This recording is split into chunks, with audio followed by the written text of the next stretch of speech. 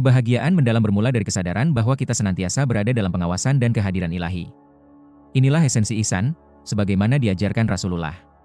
Ketika seorang hamba menyadari bahwa Allah melihat setiap gerak hati dan langkahnya, maka ia akan mengupayakan kesempurnaan dalam setiap tindakan.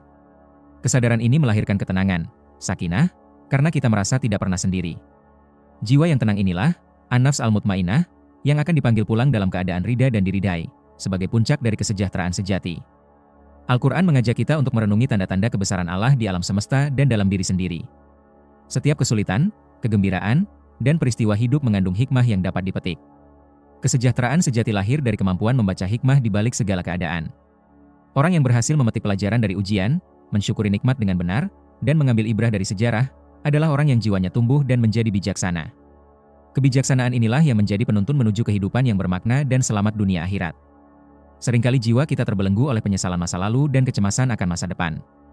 Nasihat yang baik, mau'izah hasanah, dari Al-Quran mengingatkan kita bahwa rahmat Allah selalu lebih luas dari dosa kita. Pintu taubat terbuka lebar. Kesejahteraan jiwa dimulai dengan memaafkan diri sendiri atas kesalahan lalu, bertekad memperbaiki diri, dan melepaskan beban yang tidak perlu kita pikul. Jiwa yang ringan dari beban dosa dan sesal adalah jiwa yang siap menerima cahaya petunjuk dan menjalani hidup dengan penuh semangat baru. Terkadang, keraguan dan pertanyaan menghantui pikiran kita. Al-Quran tidak melarang kita untuk bertanya dan berdialog. Justru, dia mengajarkan metode dialog terbaik, jadal ahsan. Kesejahteraan intelektual seorang muslim adalah ketika ia dapat mendiskusikan kegalauan hatinya dengan cara yang elegan, mencari jawaban dengan ilmu, dan tidak memendam keraguan yang bisa merusak iman. Dialog yang santun dengan diri sendiri, dengan sumber ilmu, dan bahkan dengan mereka yang berbeda, akan mengokohkan keyakinan dan membawa pada kedamaian pikiran. Jadi, psikologi Qur'ani mengajarkan bahwa falah adalah sebuah perjalanan, bukan sekadar tujuan. Ia adalah kondisi jiwa yang dicapai melalui proses penyucian, tazkiyah, pengisian dengan ilmu dan zikir, serta pengamalan dalam kebaikan sosial. Kesejahteraan sejati bersifat intrinsik, dibangun dari dalam, dan tidak mudah goyah oleh perubahan keadaan luar.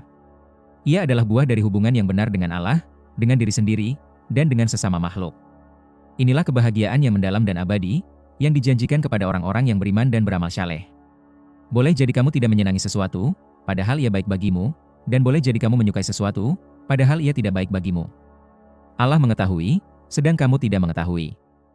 Al-Baqarah ayat 216.